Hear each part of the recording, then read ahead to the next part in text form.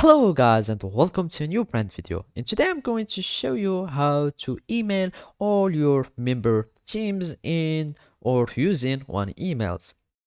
So basically you will need to have your all members in one channel or in a meetings, a team, and then you will need to open your application or your Microsoft Teams desktop client and should follow these simple steps.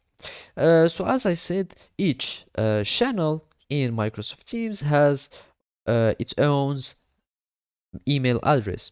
So basically, you will need to go to a channel where you want to have all your members emailed or send it message. You will right click on it, and here you will find an option that is called Get Email Address. And basically, an email address is attributed to this channel, and you will just send a message to this email address. So I'm going just to copy it, and then you can just have this email address, and then you will be able just wait for a moment.